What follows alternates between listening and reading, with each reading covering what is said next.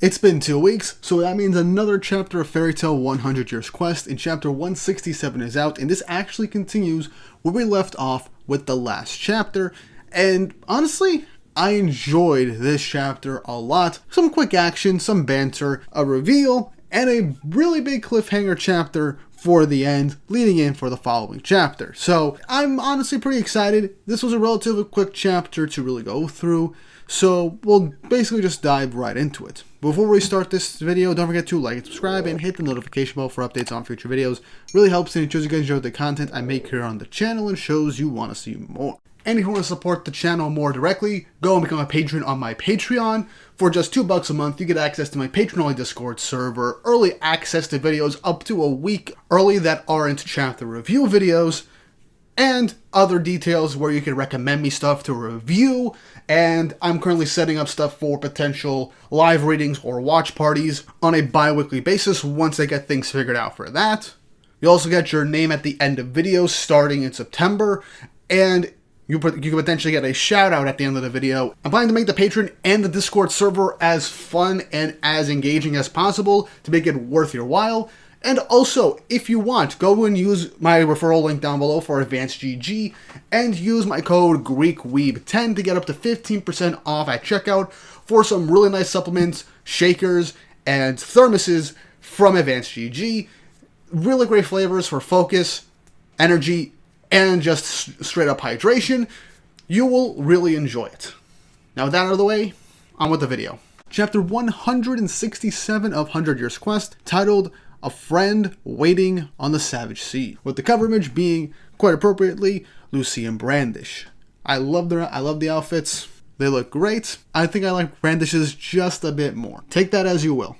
So, starting the chapter off directly from last week, where Brandish basically just kicked Caramel out of the way to save Lucy. This catches Lucy's attention, but Caramel tries to launch another attack on Brandish and Lucy, but Brandish then shrinks down to regular size and uses her Command T magic to increase the size of the coral reef beneath them into a wall in order to block Caramel's attack, shocking Lucy. As Brandish then charges up towards Caramel and basically does a partial expansion jutsu and punches Caramel square out of the water with an enormous right hook. So that fight kind of ended relatively quickly, though I wouldn't be surprised if Caramel, once she falls back from the stratosphere, tries to attack them once more. Honestly, I was expecting a bit more. A little disappointed, but then again, Brandish's power is pretty OP as it is, so if she didn't end the fight relatively quickly, I'd also be kind of disappointed. So I'll leave it be. It is what it is. If you're going to just launch someone into the stratosphere with a giant fist, a fight would tend to end relatively quickly. But moving on, as Brandish shrinks her hand, Lucy thanks Brandish, but Brandish then ends up confronting Lucy about the time when the two of them swapped bodies and asks if it was her fault. Well, Lucy just says it was an enemy's magic, so yeah, well, technically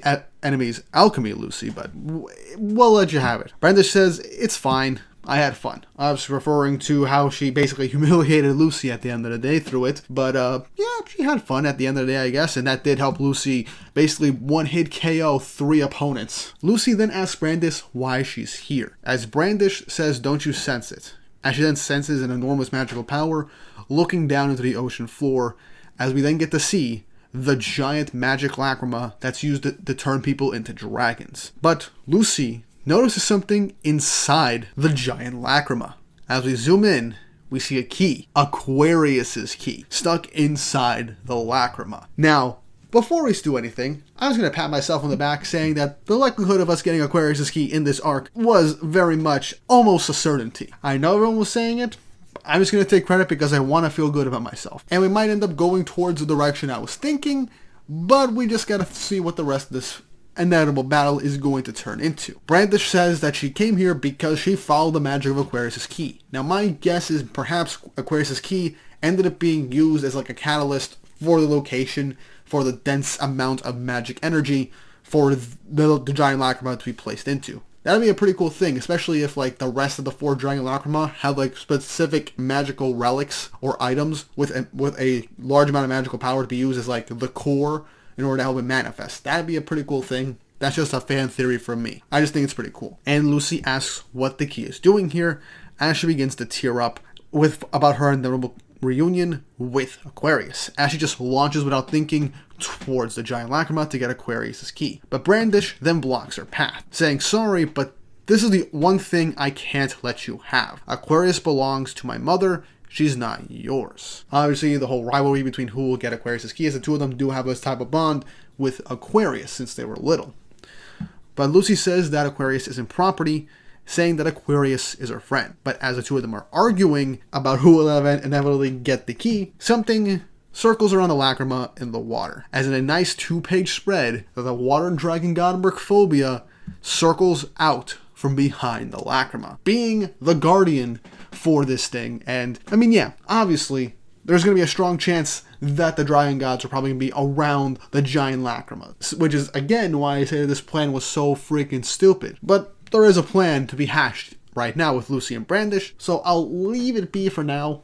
I still don't like this plan, but the upcoming plan makes sense, but we'll get into it. Brandish asks what this thing is, as Lucy mentions it's the water dragon god Mercphobia, surprising Brandish that there's a dragon here, asking where Natsu and Happy are because they'd probably be very useful in this fight. Lucy stating that they went on their own mission. Brandish says even my magic won't work on a dragon, showcasing that once more, the continuity of regular magic that isn't dragon slaying magic won't have any real effect on a literal dragon. Main thing, dragon scales, very durable, and magic that's just not suited to actually affecting them and bypassing that natural defense won't really do much. Most Brandish will probably be able to do is gigantify herself, but even then, her raw power wouldn't be enough to hold back a dragon. Mercphobia then begins to charge at the two, with Lucy stating that they should be able to calm them down if they destroy the lacrima.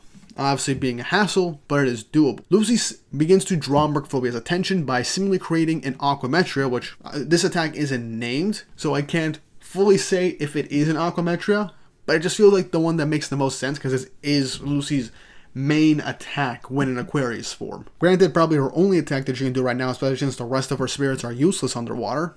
But fighting a water dragon with a water-based attack isn't the best idea, but probably her only option just to distract the guy. But Brandish goes off to destroy a giant lacrima while Lucy holds off Mercphobia.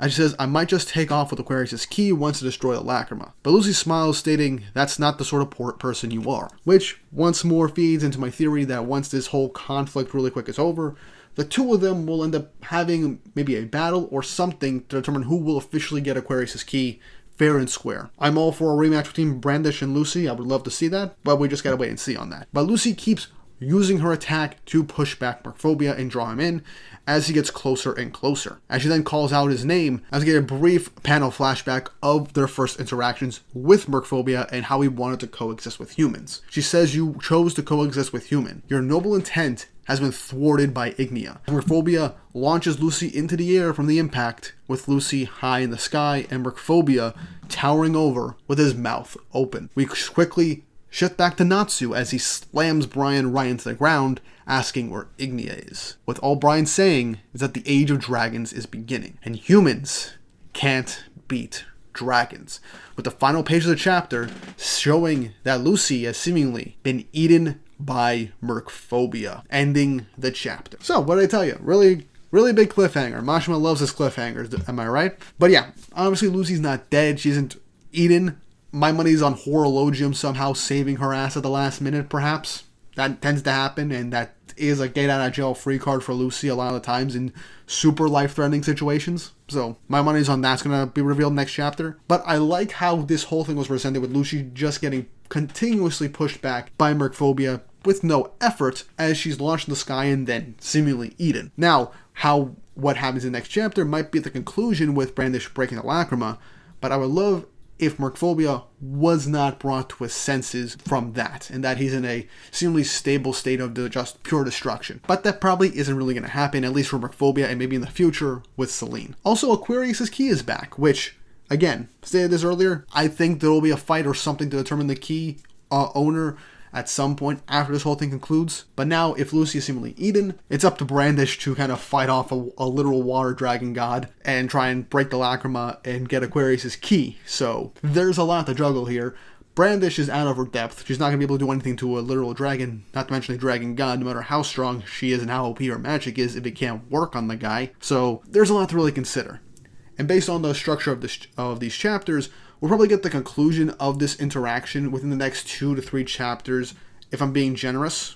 with some brief glimpses of either other characters and other dragon gods, or just keep bouncing back and forth between Natsu and Brian's interact. And I won't lie, the final page being Brian stating that it's an age of dragons and humans can't beat dragons, with the final page being Lucy being Eden, does sell that point home. And I am fully on the course that they're not going to beat Mercphobia again. It's Lucy and Brandish. There's no Dragon Slayers. Lucy doesn't have the Dragon Slayer enchantment, so even if she did somehow get Aquarius as key and input Dragon Slayer magic into it, I highly doubt there's going to be anything to a much more powered up Mercphobia. So yeah, all things considered, tension is rising, there is stakes, and I'm curious to see where this is going to lead from here, and how Brandish will deal with this upcoming situation if Lucy is seemingly out of the picture for at least half or a full chapter, and how she'll try and avoid getting eaten herself by a dragon god. But that's all I got for this week's chapter. Let me know your thoughts and opinions in the comment section down below, and how things will progress in the future. And if you haven't already, once more, like and subscribe, and hit the notification bell for updates on future videos.